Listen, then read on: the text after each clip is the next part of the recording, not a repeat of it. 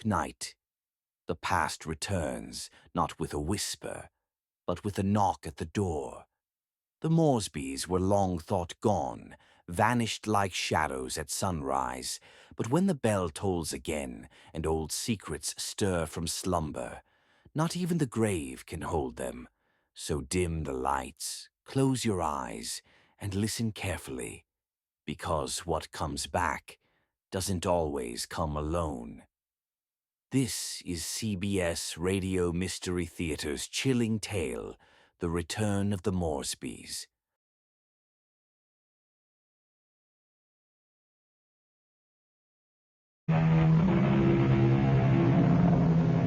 Come in. Welcome. I'm E.G. Marshall. Welcome to the sound of suspense, the fear you can hear. For the next 52 minutes, we're going to take you into the world of mystery, into the world of terrifying imagination. The story you are going to hear concerns a question which has been asked since the first men on Earth were born and died. Is there a life after death? Is there a way to return from the grave? And if there is, can we come back in the body of a living creature? Even one that has claws instead of fingernails? Here is one chilling answer. Dr. Singh, you have to tell me. Could my wife have come back as a bird, a sparrow, something like that? Well, your wife was a rather big woman, Mr. Moresby, in a physical sense. How about a snake? A seagull? How about a cat? A great, big, fat cat? A cat?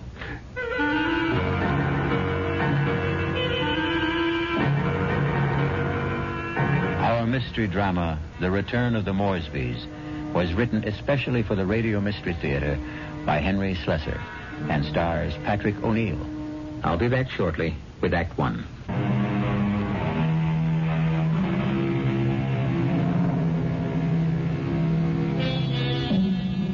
Now here is Act One. Like all murder stories, sooner or later, it reaches the office of a daily newspaper. You wanted to see me, Chief? You bet I want to see you, Prouty. Come in and shut that door. I bet I know what it's about. That story I filed on Richard Moresby, right? I got a flash for you, Prouty. This is a newspaper office, not a fiction magazine. You take this story of yours and see if you can sell it to Weirdo Digest or something. But get it off my desk. Now, wait a while, Max. I know it's offbeat, but I thought I handled it with a kind of a light touch. Stories about murder can't be handled with a light touch, not on this paper. But it's accurate. I mean, this is exactly what the guy Moresby told me, just before he died. Well, he must have been out of his head. He asked for somebody to hear his story. That's how I got to meet him. I was at the hospital covering that subway accident. No, that story made sense to me. Nothing but nice, clear facts. But this nonsense... Please, let me tell you about this guy. Maybe you'll change your mind. All right, what about him? Well, for one thing, he was a real distinguished-looking guy. The only thing peculiar about him was his eyes. His eyes? Yeah. They were the palest blue eyes I ever saw in a man. They weren't really blue at all. They're like silver. Big deal. So he had silver eyes. And when he started to tell me about himself, well, I just had to hear the whole story, Chief. Yes, I was born in You read London, it, but too. my family moved to the States when I was young. They didn't improve much on the climate when they did. We lived in Vermont. I don't think I was ever warm enough until the age of 24 when I moved to Southern California. I lived on beaches. A superb swimmer, a superior surfboarder, and a terrible bum. It was on the beach at Malibu that I met the woman who was to become my wife. Her name was Una. She was as pale as a gardenia with bones. Una had more bones than any other woman I've ever met. Lovely day, isn't it? I beg your pardon? I said it's a beautiful day. I don't think I've ever seen the ocean look prettier. Frankly, the Pacific always looked a little muddy to me. I wonder if that's what Balboa said when he first saw it. Well, he probably said, what a great place for surfing. Ah, I see you have a surfboard. Yes, as a matter of fact, I think I see a wave that I like. Will you excuse me? Oh, I wish I had the nerve to try it. Yeah, you really should. Well, bye now. Maybe I'll ask my chauffeur to teach me. I'm sorry. What did you say? Charles, my chauffeur. He's very good at sports. Come to think of it, that wave doesn't look so good after all. By the way, my name is Richard. Richard Moresby. How do you do? My name is Una.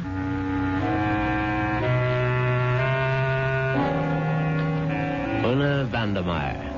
That was her name. As soon as I realized that she was from the Vandermeyer family, she didn't seem half as bony as she did before. In fact, not only did I become accustomed to Una's appearance, I was even able to tolerate her inane conversation. Can't you just feel the mystery of the stars, Richard? Sometimes I feel their vibrations as if they're trying to communicate with me. Do you ever feel that? Well, sometimes, I suppose. I really think we must be one with the universe, don't you? I really believe there's just one great universal soul, and we're all part of it. Don't you think so, too? Yes, of course. Right on, as they say.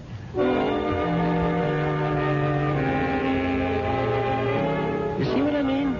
She talked that way all the time, from the first day of our honeymoon. Well, it was a fine honeymoon just the same. It lasted a whole year on the beaches of the Caribbean, on the French Riviera. I got browner and browner. Una got freckles. Finally, we returned to our home in Los Angeles and settled down to a quiet, comfortable marriage.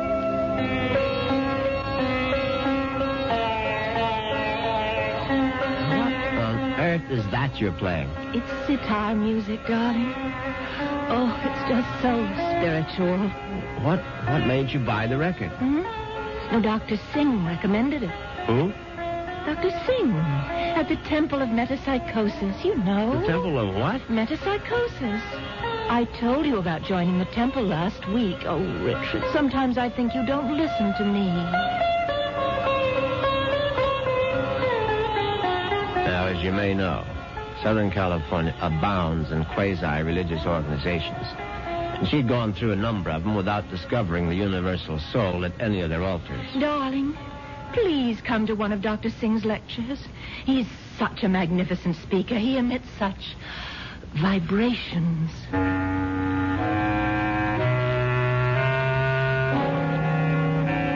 And I went. You see what an obliging husband I was? And actually, it turned out to be more interesting than I thought. The temple itself was unpretentious, and Dr. Singh was an impressive man. And when he spoke, I realized why his message had such appeal for Una, because he preached a doctrine that combined eternal life with a love of small animals.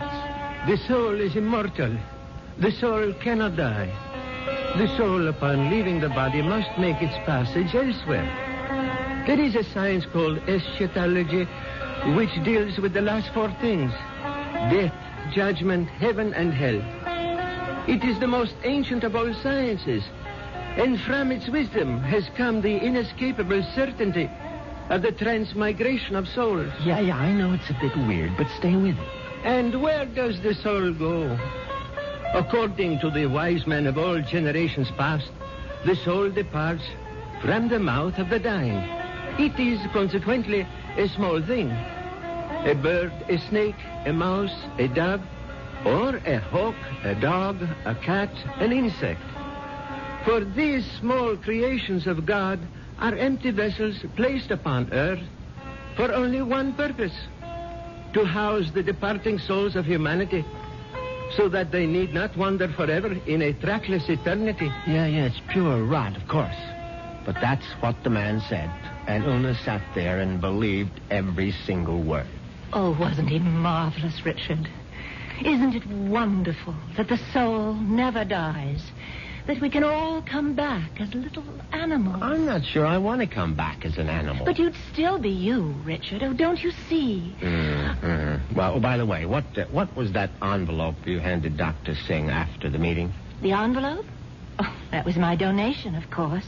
Your donation to the temple? Yes, to support the work of Dr. Singh, to open other temples around the world. Uh-huh. Well, how much money was in the envelope? Now, what does it matter, Richard? I'm just curious. $2,000. Una, you go to that temple once a week. Do you always give that kind of donation? Oh, it's all in a very good cause, Richard. Well, in an equally good cause, that of finding out exactly how much of my wife's money was supporting this nonsense, I sneaked a look at Una's checkbook. The answer astonished me. Not only had my wife put more than $30,000 into Dr. Singh's collection plate, she had also donated some $20,000 more to various institutions for the care and feeding of cats, dogs, and birds. It was so kind of you to honor us with a visit, Dr. Singh. I know how terribly busy you are. On the contrary, you were kind to invite me to your lovely home. Oh. Now tell me, Dr. Singh, what determines the kind of animal one becomes when the soul escapes after death? Mrs. Moresby, that is a question which has baffled wise men for countless generations. But isn't it possible to do, well, research? Yes, Mrs. Moresby. I don't doubt that we could find the answer to such great questions if only we had the proper resources. But, unfortunately, that would require money. A great deal more money than the movement has at present. Well, it seems to me you don't do badly.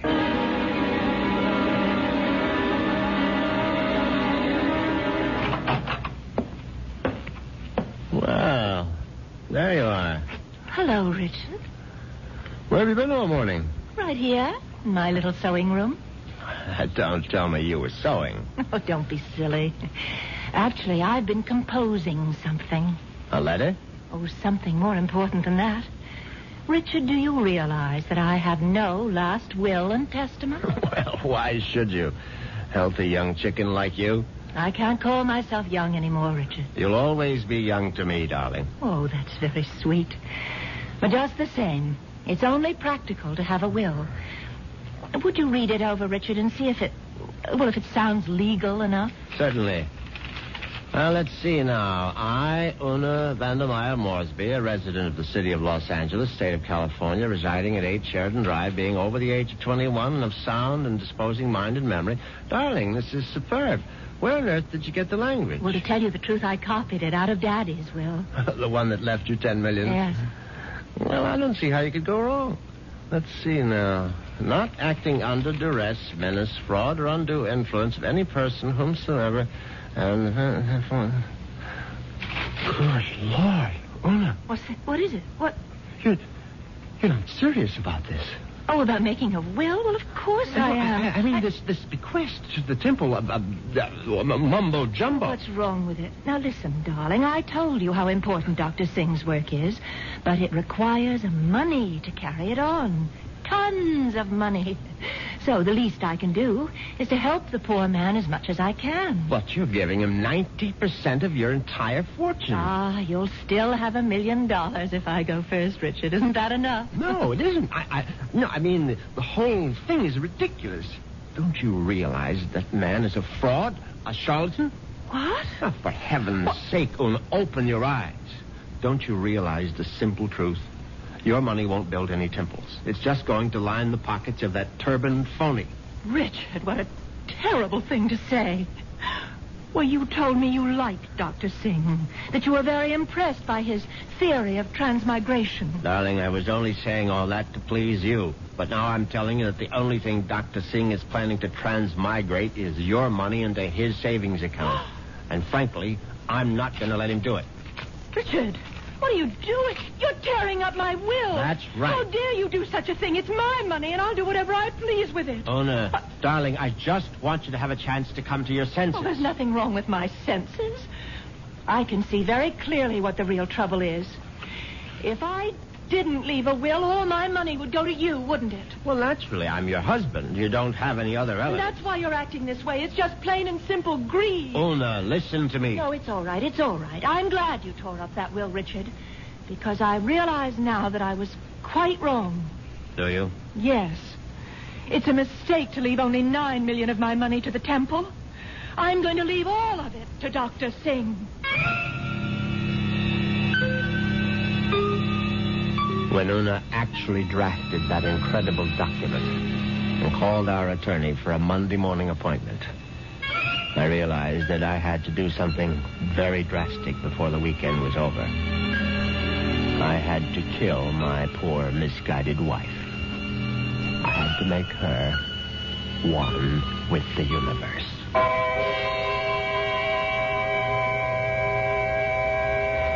It's obvious that Mr. Moresby is going to be a very reluctant murderer. The question is, will his reluctance get in the way of his efficiency? We'll get the details when we return shortly with Act Two.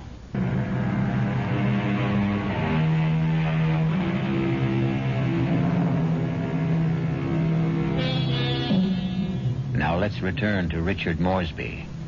In order to find him, we'll have to search the highway, for Richard has taken his white Jaguar out for a spin. But there he is now. On Saturday morning, I took a little spin in my XKL and did some thinking on the open road. I didn't want to kill poor Una, of course. The whole idea was repellent. But on the other hand, the thought of Dr. Singh spending the fortune that was rightfully mine was even more abhorrent. However, I decided I would make one more stab at a reconciliation. Darling, may I come in? It's your living room, too. It doesn't feel like it. Matter of fact, I've felt like a stranger in this house for the past 2 days. I suppose that's my fault. Well, you haven't been exactly cordial, have you? I've hardly been home, Richard. I spent all day yesterday at the temple and all morning at the Pet Rest Kennels. And how are all the little souls doing? You just won't stop being irreverent, will you? It's been my money all along, hasn't it, Richard? From the very beginning, you were attracted to my money. Well, now, darling, if you thought that, you would never have married me. I didn't want to believe it. I don't want to believe it now. Well, now, how can I prove to you that you're mistaken? Richard, do you really want to prove it? Of course, I'll do anything you say. All right. Now, I know exactly what you can do. You can let me leave my money to Dr. Singh and the temple. The whole 10 million? Yes, because that's the only way I'll know that it's me you love.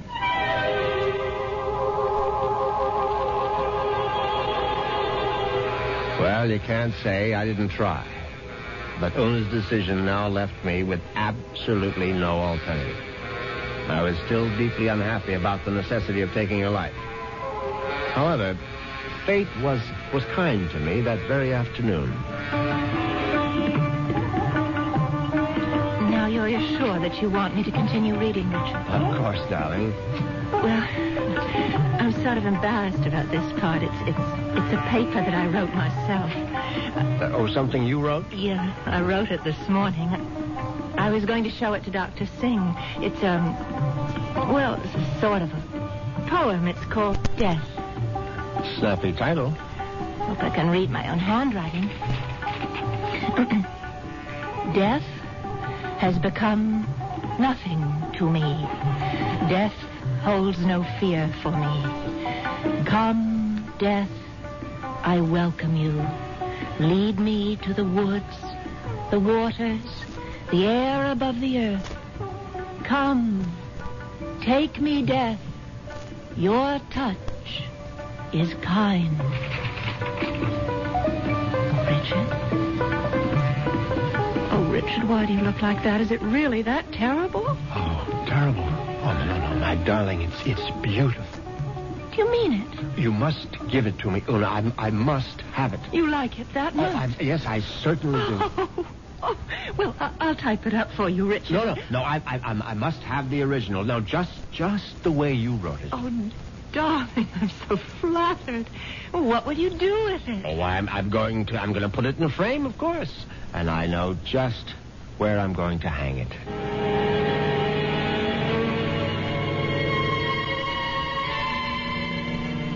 Yes, I could hardly believe my ears. Una had written her own suicide note in her own handwriting. It was truly karma at work. Now there was no question of failure, and no longer any need for delay. Oh, what a lovely idea this was, Richard. Candlelight dinner for two. Yes, I thought you'd enjoy it. So sweet of you to handle the whole menu with Cook. You spoil me shamefully.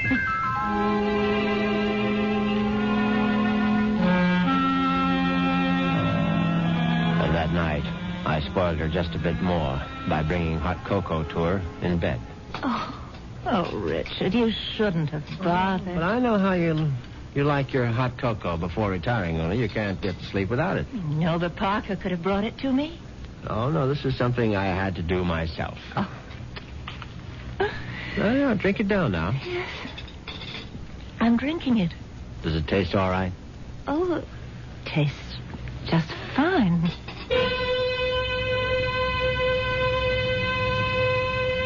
Now, that was very good news, because I'd prepared the hot cocoa myself, and I had no idea whether 25 melted sleeping pills would seriously affect the flavor.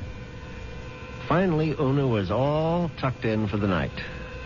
I went into my study, picked up the poem she had written for Dr. Singh, and brought it to the bedroom. I placed it carefully on the night table beside her. Then I bent over my sleeping darling to see if she was getting along all right. She was very, very quiet. And then a dreadful thing happened. Una opened her eyes. Richard. Oh, Richard. Hush, darling. Now go back to sleep. Richard, I'm sick. No, my love. No, you're only sleepy. Cocoa tasted so strange. I didn't want to upset you, Richard, but I'm sick. No, you'll feel much better in the morning, Una. I promise you. Tomorrow morning, you'll be one with the universe. Richard, that paper. What paper, darling? Is my poem. My poem for Dr. Singh. What's it doing there? I was just reading it over, darling, that's all. And bottle, my sleeping pills. Oh, it's empty. The bottle is empty. Oh, Richard. Richard. What have you done? Nothing, darling, nothing. Now, just go to sleep. Cocoa. You put sleeping pills in it. All of them. Don't try to get up, Una, please. Now, don't. Trying to kill me. You're trying to murder. No, for heaven's sake, Una, now stop saying things like that. Do you want the servants to hear? Help somebody. Help. Now, come on, lie down. Lie down, Una, for heaven's sake. Come on, now, lie down. Lie down. There. That's better. You won't get away with it. You won't get away with it, Richard. I promise you. Anything you say, darling. I'll come back, Richard. You know I'll be back. Yes, of course. Just welcome death, Una. The way you wrote in your little poem. I'll be back. I swear it. Oh.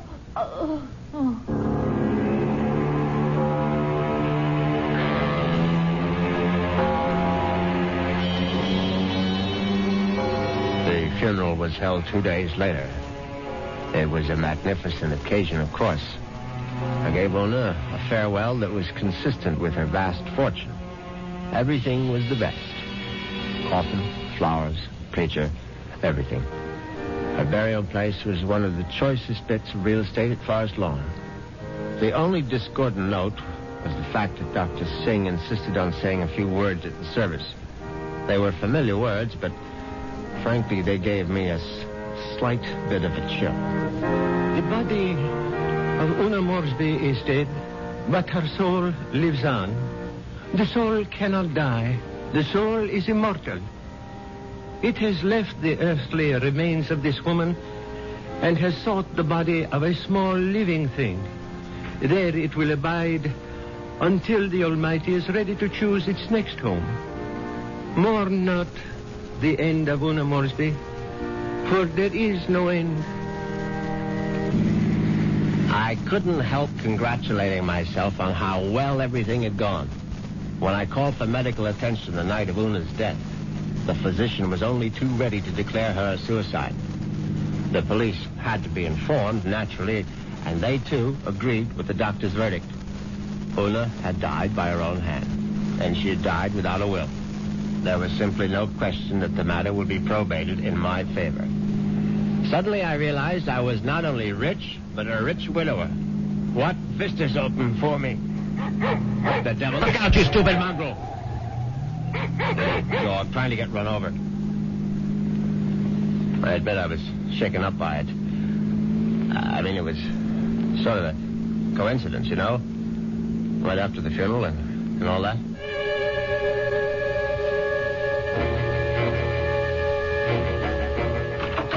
I was very glad to be home again, you can be sure.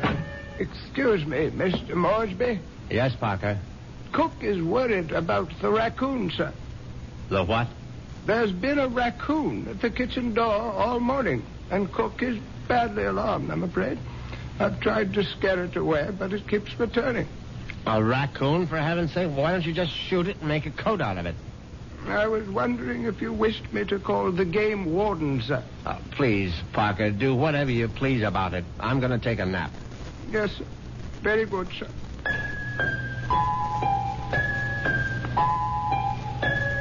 I went upstairs at once, undressed, and got into bed. It was a warm day, and yet I found myself cold.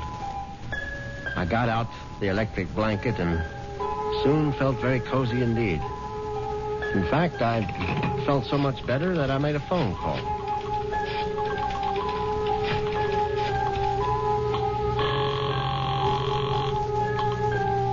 Hello.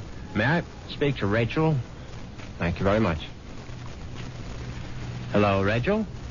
Yeah, who's this? Rachel, you probably don't even know my name, but it's Moresby, Richard Moresby. Who? You met me at the club numerous times. I'm the rather distinguished-looking gentleman who sits at the table on the far right corner. Oh, yeah, well, that's not my station. Yeah, I know it isn't, and I've always regretted it. Frankly, I would have enjoyed my lunches at the club even more if you had served them. Listen, I'm pretty busy right now. Well, what I wanted to find out was if you're busy this evening. Oh, what'd you have in mind? Oh, a little, quiet dinner, perhaps? Is that all you had in mind? Why don't we just wait and see? I can pick you up outside the club whenever you're free. Yeah, how I know it's you. I'm still not sure which gentleman you are. I'll be sitting in an XKL Jaguar. Do you think you'll recognize it? A Jag? I get off at 6:30. See you then.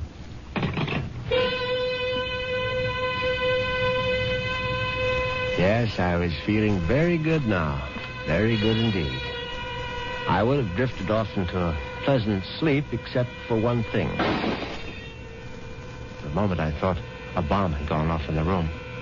Then I realized it was nothing more than a bird. A foolish sparrow had dived in headfirst into the plate glass window of the bedroom and now lay stunned on the carpet. I looked at the thing's fluttering little heart, and suddenly I was struck by a terrifying palpitation of my own. The dog, the raccoon, the bird. Good Lord.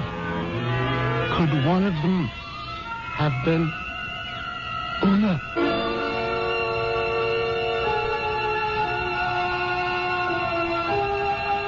Has Una Moresby returned from the grave? Nonsense. Such things don't really happen. But perhaps we should reserve judgment until I return shortly with Act 3.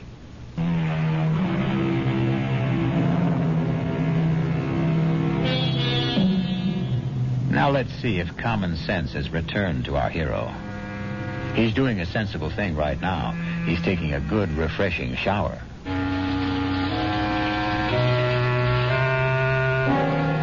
By the time evening came, I was feeling better. All my peculiar notions about Una's animal reincarnation seemed ludicrous as I stood in front of the shaving mirror. I thought about the delicious young woman that was waiting for me at the club. I'd admired Rachel's way with a tray for months, but ever faithful to my wife, I hadn't done more than gaze from afar. But now, things were going to be different. Yes, who is it? It's Parker, sir. Yes, come in, Parker. It's all right. Excuse me, sir. A bit of emergency in the kitchen. Well, what is it? A snake, sir. A what? Cook insists that there's a snake curled up in the telephone wire. Oh, that's ridiculous, Parker. Cook says it's there, Mr. Moresby. They do get into the house sometimes. Well, tell Cook she's seeing things. Tell her to stop nipping at the cooking sherry, and she'll soon stop seeing snakes. Yes, sir. What was that? I would guess it was Cook, sir. Oh, for heaven's sake, go down and see to it, Parker. I'll try, sir. But I'm not very good with snakes, sir. Well, what do you think I am, an expert?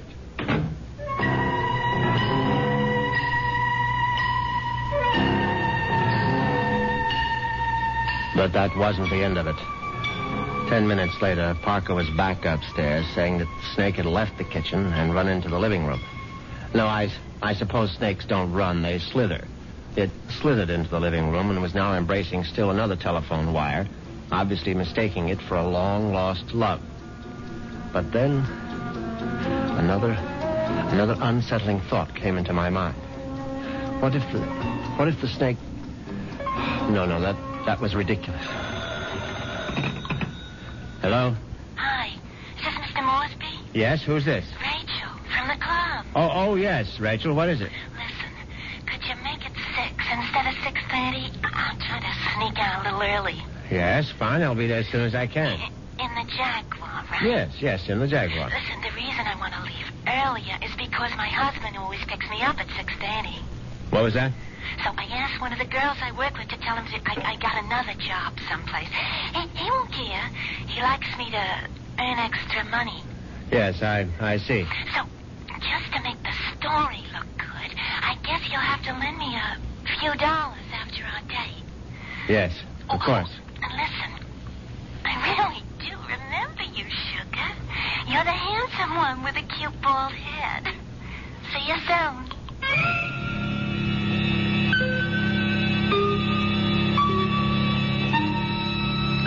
As it happens, I have a very full head of hair. But distressing as Rachel's telephone call was, an even more disturbing thought intruded. The snake was in the telephone wire. What if the snake had been trying to listen in on the extension phone? I knew the idea was absurd, but I couldn't help a superstitious shiver of dread. In fact, I was so troubled that I decided to forego my date with Rachel, the waitress. It wouldn't matter anyway. She'd be angry at some man at the club with a cute, bald head. The next day, I did the only thing that really relaxed me. I went to the beach. It proved to be an excellent idea. I stretched out on the golden sand and let the sun warm me. I listened to the waves beating against the shore. I listened to the haunting cries of seagulls circling overhead. Suddenly I was aware that the gulls which had been hovering over the water were now hovering over me. Now, instead of their cries being sad and plaintive, now they seemed menacing. I stood up hastily, but the gulls seemed to be increasing in number. I saw their sharp, pointed beaks, their raking claws. They were predators, of course. How many times had I seen them swoop into a dive and snatch up some poor fish out of the sea? And there was one seagull in particular. Its beady eyes seemed to be staring at me. No, it was my imagination, of course. I wasn't a fish. I was a man. But just the same, I found myself running down the beach. Running for dear life. And that's when I knew it was time to see a doctor.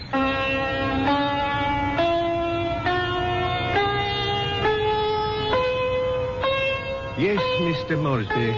I'm very pleased that you honored the temple with your presence. I'm grateful that you're willing to see me, Dr. Singh. I realize that, well, you had a disappointment. A disappointment? I'm afraid I don't understand. I know my wife made certain promises to you concerning her will. I believe she mentioned some modest donation. She wasn't in her right mind, of course. I mean, when she took those sleeping pills. Yes, it was very sad. I trust that she has found the peace and happiness that she sought.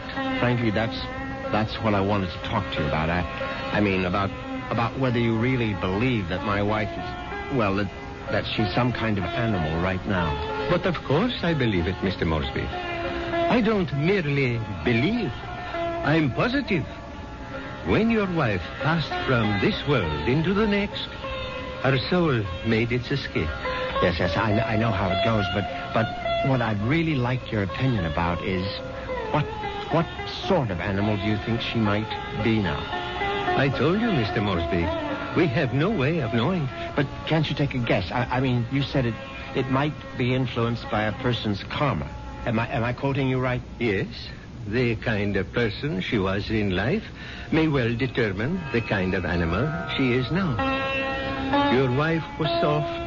Your wife was gentle. Your wife was independent in spirit. Now, what animal does that remind you of? I don't know. I can't think. Then go home and think about it, Mr. Moresby. Go home and try to be one with the universe. I went home, and I tried to be one with the universe. And when that didn't work, I tried being one with a bottle of scotch. I was still in the library, asleep in the big leather chair, when I heard the noise in the cellar. I simply had to investigate. I looked into the cellar and found that one bare bulb wasn't enough for a thorough search. I found a flashlight and went down the cellar steps. At first there was nothing I could see. But then, there's an empty oil can. Swiftly, my flashlight picked out the culprit. At first, I thought it would turn out to be a mouse, but instead, it was a large, white cat. I don't like cats. I never have. Skulking, cynical creatures. When the beam of my flashlight hit it, the cat froze. I saw it was an alley cat. Its fur shaggy, its eyes baleful in the light. It was fat, and yet it was bony, too. I said scat, but it didn't scat. Instead, it started to walk toward me. And I knew for certain what Dr. Singh had meant. I knew for certain I was looking at the reincarnation of my wife. As soon as that hideous apparition howled at me, I made a cowardly dash for the cellar door. Once I was on the other side, I remembered the hunting rifle that Una had given me for Christmas. It stood unused in an upstairs closet. I found it. I loaded it and brought it back to the cellar. I hadn't fired a rifle since boyhood. I stood on the top of the stairs with my flashlight, picked out the ghostly white form of the cat. I put down the light, raised the weapon, and squeezed the trigger. The report was deafening, but the recoil was worse. My precarious balance on the top step was lost. I fell to the bottom.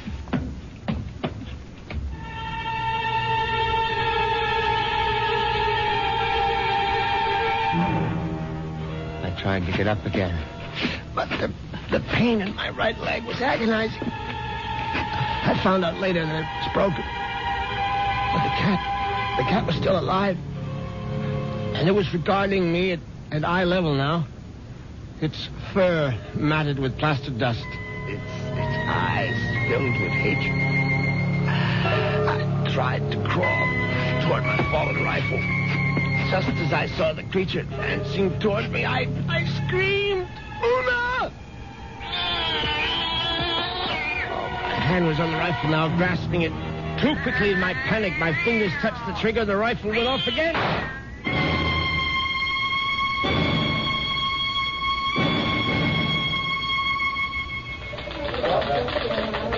Well, that's how Moresby ended up in the hospital, Chief, with a broken leg and a bullet in his hip.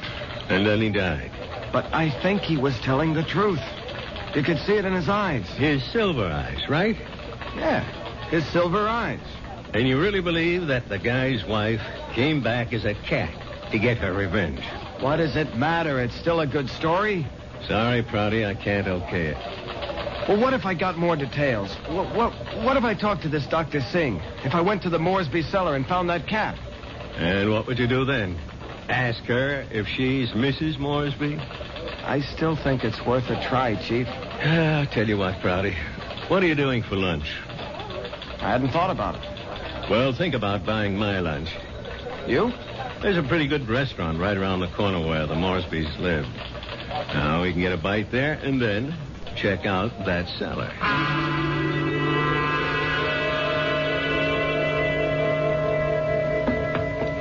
So, this is where it happened, huh? Moresby fell from these steps when he fired that rifle. Hey, you can still see the plaster dust where the bullet hit. Yeah, I see it. But I don't see any white cat. It might be hiding someplace. Or it might be a figment of his imagination. Maybe so. Hold it. Did you hear something? No. Listen. There it is. Look. It's a cat, all right. And it looks like it just found its supper. Oh, that mouse is still alive. Yeah, but not for long. Look at it squirm. He's eating it. Yep. And there goes your mouse. Oh, my God. What's the matter, Prouty? Never see a cat eat a mouse before? Chief, did you see that mouse? Sure I saw it. But didn't you notice something? Like what? Its eyes. Chief, did you ever see a mouse with eyes like that? They were so pale blue, they were almost silver.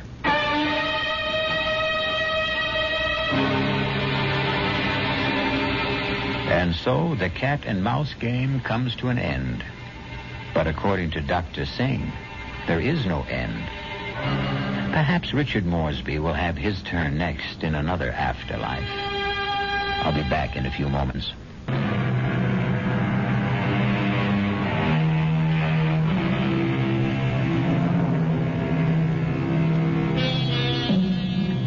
Do you believe in reincarnation? Do you believe the dead return? We have to believe it, because here we are, the reincarnation of radio drama. We hope you'll keep us alive by listening again to the Radio Mystery Theater. Our cast included Patrick O'Neill, Marion Seldes, Nick Pryor, and Dan Ocko. The entire production was under the direction of Hyman Brown.